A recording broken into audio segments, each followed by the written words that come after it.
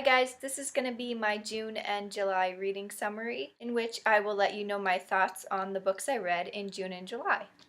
In June, I read just two books. The first one is Crow Planet: Essential Wisdom from the Urban Wilderness by Lyanda Lynn Haupt. This is kind of a difficult book to explain. There's a lot of different areas woven into one book.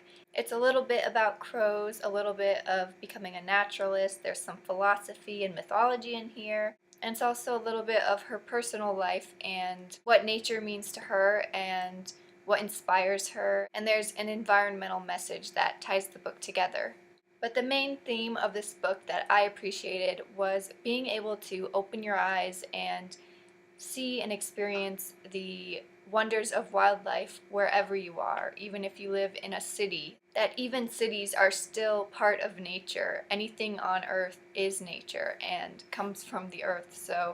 And there really is a lot to see and experience if you know where to look, if you pay attention. I had sort of a strange experience reading this. I felt as though this book was written for me specifically. It was crazy. I don't know how to explain it. It's just like a lot of her thoughts and the way she writes reminds me of myself, flaws and all. It's insane how much I relate to her. I really enjoyed this book. I gave it 4.5 stars, but I'm not sure that I would recommend it to many people. It's kind of hard to tell what her target audience was because there were so many different elements to this book. It seems like a specific kind of person who would enjoy this book, and that just happened to be me, luckily. Then I read a book on my Kindle called The OCD Answer Book. I know, very random, but it's kind of relevant to my life, so I wanted to read it. I thought it was pretty well done.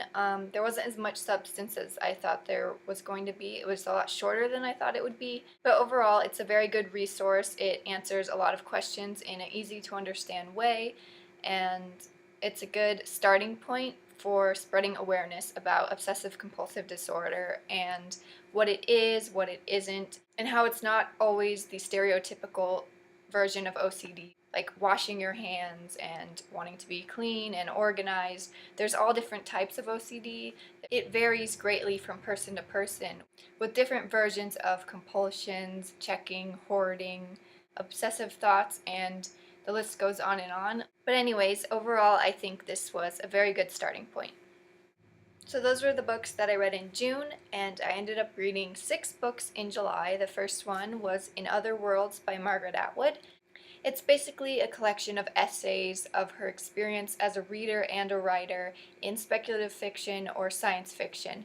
She also does a fantastic job analyzing some specific books in the genre, a lot of the more well-known ones, and I actually ended up adding a lot of them to my to-read list because they just sounded so interesting.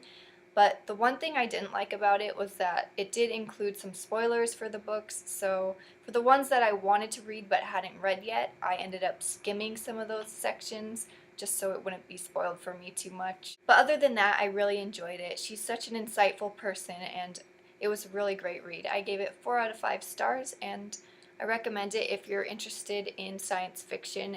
The next book I read was A Storm of Swords by George R. R. Martin, third book in the Song of Ice and Fire series. I'm not going to say a lot about this because I did do a review on it, but I did give this 5 stars. It was an amazing book. I love it so much. Definitely recommend this and the series in general. So after reading that long and emotional book, I wanted something a lot lighter and easy to read, and for me that was Tiger's Curse by Colleen Houck. I thought this was a really fun story. I loved the adventure and the mythology. The romance wasn't overbearing, and it was just a good book, and I'm really looking forward to the second one. So then I read The Handmaid's Tale by Margaret Atwood. It's sort of becoming a classic dystopian. I think most people are familiar with The Handmaid's Tale, or at least have heard of it, so I'm not going to say too much about it. I thought it was pretty good. I gave it 3.5 stars. I wasn't wowed by it, but I'm very glad that I read it. I think it's just one of those books that everyone should read, you know what I mean? So give it a try. So then I read The Ask and the Answer by Patrick Ness, the second book in the Chaos Walking series. Not as gripping and fast-paced as the first book, but still a very enjoyable sequel. The ending was a little predictable for me, but I am still very excited for the next book.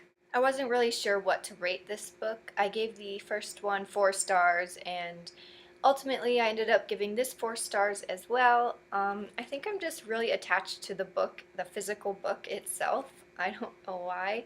I just like the feel of it and the look of it. I couldn't give it less than 4 stars.